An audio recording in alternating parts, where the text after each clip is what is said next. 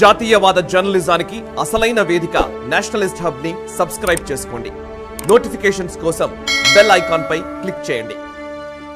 నరేంద్ర మోదీ గారు ఆయన చేసిన పనిని చెప్పుకోవడంలో ఆయనకు మించిన వ్యక్తి ఇంకో నాకు తెలిసి పొలిటికల్ ఎరీనాలో లేరండి. సో ఏ పొలిటికల్ యాక్టివిటీ ఏది చేసినా కూడా చాలా అద్భుతంగా ప్రజలకు కమ్యూనికేట్ చేయగలిగే ఒకే ఒక వ్యక్తి నరేంద్ర మోదీ గారు. ఓకే, సో నరేంద్ర మోదీ గారు ఎంత దూరమైతే ఎంత ప్రచారం పరంగా కావచ్చు, ఆయన చేసిన కార్యక్రమాల ద్వారా కావచ్చు, వాటన్నిటిని అద్భుతమైన బ్రాండింగ్ చేయగలుగుతారు. అయితే ఒకానొక దశకు వచ్చిన తర్వాత, ఇప్పుడు ఈ మధ్యకాలం నేను చెప్తున్నాను, ఇప్పుడు ఫార్ములాస్ వచ్చినాయండి. ఫార్ములాస్ చాలా ఇంపార్టెంట్ యాక్చువల్లీ ఈ దేశానికి. ఒకానొక దశలో ఫార్ములాస్ ఆయన వెనక్కి తీసుకోవాల్సిన పరిస్థితి వచ్చింది, అన్రెస్ట్ వల్లనో ఇంకోటో. ఇప్పుడు దేశం మీద దాడి అంతా జరుగుతున్నది ఏంటి? మేజర్గా నరేంద్ర మోదీ ఒక నియంతలాగా బిహేవ్ చేస్తున్నాడు, నిరంకుశ ధోరణి ఉంది, ఇంకోటి అని పెడుతున్నారు. సో ఇప్పుడు ఒక టవరింగ్ పర్సనాలిటీ అంటారు. నిజానికి మీరు అన్న దాంట్లో బిజినెస్ స్ట్రాటజీ ఏదైనా ఒక స్ట్రాటజీలో చూస్తే టవరింగ్ పర్సనాలిటీ నరేంద్ర మోదీ అనే ఒక టవరింగ్ పర్సనాలిటీ ఇలా ఒక పెద్ద టవర్లా ఎదిగారు. ఆ టవర్లా ఎదిగినటువంటి పర్సనాలిటీని ఢీకొనగలిగే సత్తా ఇంకెవరికి లేదు. సో ఇప్పుడు రాహుల్ గాంధీ ఎంత మాట్లాడి ఇప్పటికీ ఎన్ని ఎలక్షన్స్ చేసినా ఏం చేసినా మోదీ వర్సెస్ రాహుల్ అనేది ఇప్పటికీ ఎస్టాబ్లిష్ చేయలేకపోయారు. బట్ రాహుల్ కొంచెం ఎదిగినట్టే గ్రోత్ అన్నమాట. మనం చెప్తాను కదా 2020కి 21కి 22కి గ్రోత్ పెరిగిందా తగ్గిందా, ఇది మాత్రమే లెక్క అవుతుంది కదా. గ్రోతా లేకపోతే డిక్లైనా, అంతే కదా. సో ఆయన గ్రోత్ అని అనుకున్నాం అనుకోండి, ఆ గ్రోత్ ఎంత దూరం అనే పెట్టుకుంటావో తెలియదు. ఇక్కడ కొంచెం తగ్గినట్టే, ఇక్కడ ఎంత పెరిగినా అది బోనసే. కరెక్ట్.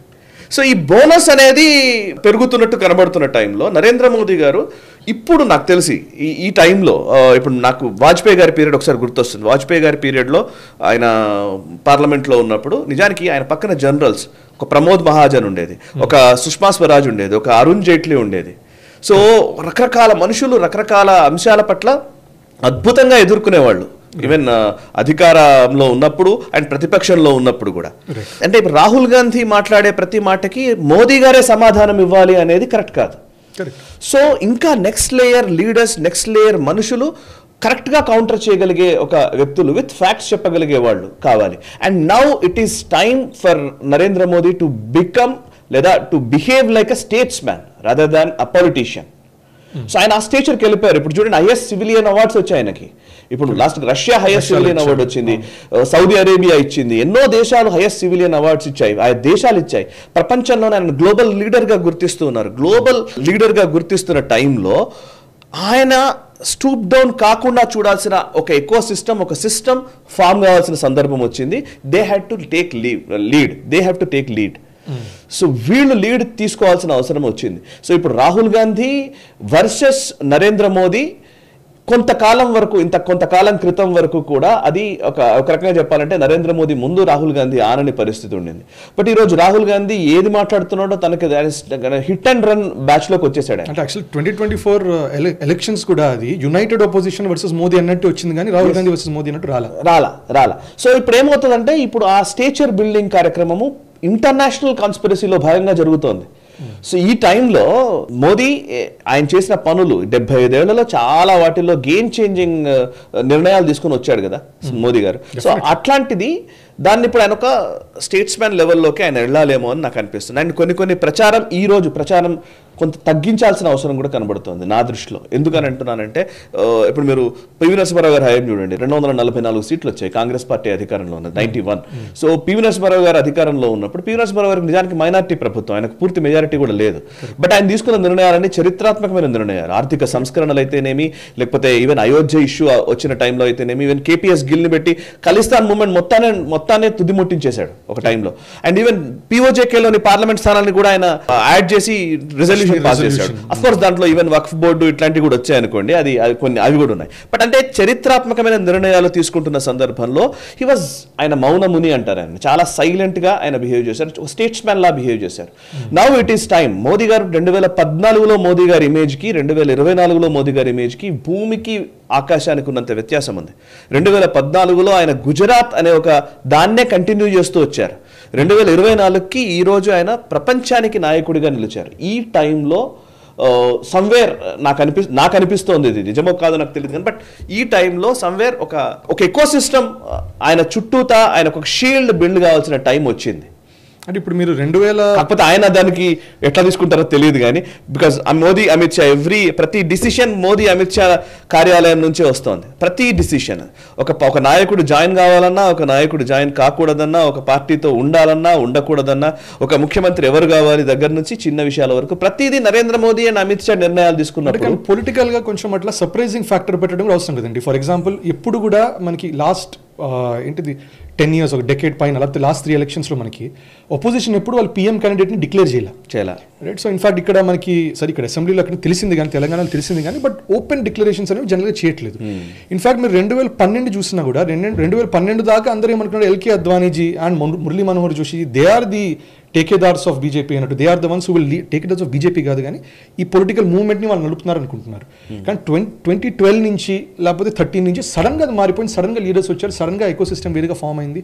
అఫ్ కోర్స్ అప్పట్లో ఉన్న వేరే నేతలు సుష్మా స్వరాజ్ అవనియండి, అరుణ్ జైట్లీ చేయండి, మీరు అన్నట్టు డెఫినెట్లీ దేవర్ దేర్. ఇప్పుడు అన్ఫార్చునేట్గా మనతో లేరు వాళ్ళు. కానీ అట్లాగే పొలిటికల్గా అనుకోవచ్చు కదా, ఆల్రెడీ ఉన్నారు, దే ఆర్ దేర్. కానీ ఇప్పుడే రైజ్ చేస్తే ఇమీడియట్గా వాళ్ళని స్ట్రైక్ డౌన్ చేసే పనులకు దిగిపోతారు opposition. So keep them silent, Modiji పేరు మీద నడుపుదాం, టైం వచ్చినప్పుడు అప్పుడు సడన్గా ఆయన రైజ్ అయినట్టు అయ్యే ఛాన్స్ ఉండొచ్చు కదా. మేబీ అది స్ట్రాటజీ అయితే ఫైన్, బట్ అలా అయితే కనిపించట్లేదు నాకు అంతే. సో అది స్ట్రాటజీ కనిపించకపోవడమే స్ట్రాటజీ. మేబీ రైట్, అట్లా అయితే బెటరే, ఓకే కరెక్టే. కానీ నాకు అనిపిస్తుంది ఏంటంటే ఇక్కడ ఇప్పుడున్న పరిస్థితుల్లో అయితే ఈవెన్ మీకు అక్కడిక్కడికి డిఫరెన్స్ ఉంది. ఏంటంటే కాంగ్రెస్కి దీనికి డిఫరెన్స్ ఉన్నది నేను చెప్తున్నాను. బీజేపీలో ఉన్న డిఫరెన్స్ ఏంటంటే చూడండి, మీరు ఎలక్షన్ రిజల్ట్స్ వచ్చిన రోజు మీకు నాకు చాలా కాల్స్ వచ్చి ఉంటాయి. రైట్. సిస్టంలో ఉన్న చాలా మంది మాట్లాడిన వాళ్ళు చాలా నిరాశలో కూరుకుపోయినటువంటి చాలా మంది నాయకులు నాకు తెలుసు ఎలక్షన్ రిజల్ట్స్ వచ్చిన రోజు. గెలిచి కూడా అదే రామాధవ్ గారు ఒక ఆర్టికల్ రాశారు, గెలిచిన నాయకులు, రామాధవ్ గారు రాసింది అనుకుంటాను, సబ్జెక్ట్ కరెక్షన్ చూడాలి. గెలిచిన పార్టీ ఏమో ఆత్మన్యూనతలోకి పడిపోయింది, ఓడిపోయిన పార్టీ ఏమో విజయం సాధించినట్టుగా కాన్ఫిడెంట్ గా కనబడుతోంది. ఇది ఈ వైచిత్రి ఉంది అని. సో అంటే మనకి ఏమైపోయిందంటే ఈ ముఖ్యంగా ఈ బీజేపీ ఎకోసిస్టంలో, సంఘ ఎకోసిస్టంలో ఏంటంటే వాళ్ళు హయ్యెస్ట్ విక్టరీస్ చూస్తూ వచ్చారండి, పెద్ద పెద్ద విజయాలు చూస్తూ వచ్చారండి. చూస్తూ ఇట్లా 10 ఏళ్ల నుంచి అలవాటు అయిపోయింది. ఇక్కడ నుంచి కొంచెం తగ్గినా తట్టుకోలేని పరిస్థితిలోకి వెళ్ళిపోయారు. ఈ ఆపోజిషన్ పార్టీస్కి ఏంటంటే అసలు విజయాలే లేని రోజుల నుంచి ఎక్స్పెక్టేషనే లేదు. ఈవెన్ ఎగ్జిట్ పోల్స్ రోజు కూడా అయిపోయింది, అసలు 300 దాటుతున్నాయి సీట్లు అని చెప్పారు అన్ని ఎగ్జిట్ పోల్స్ అన్ని కూడా. ఎలక్షన్ రిజల్ట్స్ రోజు ఒక్కసారిగా నెంబర్లు 99 గెలవగలుగుతుందా కాంగ్రెస్ పార్టీ అనే పరిస్థితికి వచ్చిన రోజు ఒక్కసారిగా హయ్యర్ ఆ మోరల్ పెరుగుతుంది ఆబ్వియస్లీ. సో ఇట్లాంటి వాతావరణం ఉంది. అండ్ హిట్ అండ్ రన్ బాపతి. ఇప్పుడు ఇదంతా గొడవ అంతా కూడా స్టేచర్తో కూడిన నాయకులు ఇద్దరి మధ్య సంభాషణ ఉన్నప్పుడు Modi and someone else is fine. ఇప్పుడు వాజ్పేయి గారు ఉన్నారు ఒకవైపు, ఇంకోవైపు ఇంకొక పెద్ద నాయకుడు ఉన్నాడు అనుకుందాం, అప్పుడు వేరు. ఇప్పుడు నెహ్రూ గారి పీరియడ్లోనో లేకపోతే ఇందిరాగాంధీ పీరియడ్లోనో, ఇన్ఫాక్ట్ ఇంకా చెప్పాలంటే మన్మోహన్ సింగ్ పీరియడ్లో కూడా ఇంకా కొంత నయం. ఈ రోజు అట్లా లేదు పరిస్థితి. ఈ రోజు ఎట్లా ఉందంటే hit and run. So Agniveer గురించి ఒక మాట్లాడేస్తాను, దీని మీద కొన్ని రోజులు నడుస్తుంది, అక్కడ నుంచి నీట్కి వస్తాను, అక్కడ కొన్ని రోజులు నడుస్తుంది, అక్కడ నుంచి రాఫెల్ గురించి మాట్లాడతాను, కొన్ని రోజులు నడుస్తుంది, ఆ దాని మీద ఒక రిపోర్ట్ ఇస్తాను, అయిపోతుంది. ఇట్లా హిట్ అండ్ రన్, ఇవాళ ఒకటి, రేపు ఒకటి, ఎల్లుండి ఒకటి, అట్లా ప్రతి 15 రోజులకు ఒక ఇష్యూని తీసుకోవాలి, దాని మీద మాట్లాడాలి, బీజేపీ ఏం చేయట్లేదు, మోదీ ఏం చేయట్లేదు అని చెప్పాలి, వెళ్ళిపోవాలి. ఇట్లాంటి ఒక ఇమ్మెచ్యూర్ పొలిటికల్ డ్రామా నడుస్తున్నప్పుడు నరేంద్ర మోదీ ప్రతిదానికి సమాధానం చెప్పడం వల్ల, ప్రతిదానికి ఆయన రియాక్ట్ అవ్వడం వల్ల, ప్రతిదాన్ని ఆయనే ఓన్ చేసుకోవడం వల్ల, ప్రతిదానికి ఆయనే రెస్పాన్సిబుల్ అవ్వడం వల్ల అది నరేంద్ర మోదీ స్టేచర్ని తగ్గించేదే కానీ పెంచేది కాదనేది నా అభిప్రాయం. సో మీరు అన్నట్టుగా స్ట్రాటజికల్లీ నరేంద్ర మోదీ గారిని కొన్ని రోజులు ఉంచాలి అనుకుంటే కనుక యాజ్ అ జర్నలిస్ట్ నాకు అనిపించేది ఏంటంటే, మీరు గమనిస్తే మహాత్మా గాంధీ గురించి కూడా నెగటివ్ ఉంటుంది, ఈవెన్ జవహర్లాల్ నెహ్రూ గురించి విపరీతమైన నెగటివిటీ ఉంటుంది ఆ రోజుల్లో. శ్రీరాముడు గురించి ఈవెన్ నెహ్రూ గారి ఎరాలో నెహ్రూ గారు అంటే ఇంకా అసలు ఆల్టర్నేటివ్ లేని ఒక పెద్ద దైవాంశ సంభూతుడిగా నెహ్రూని ట్రీట్ చేసిన రోజులు తెలుసు.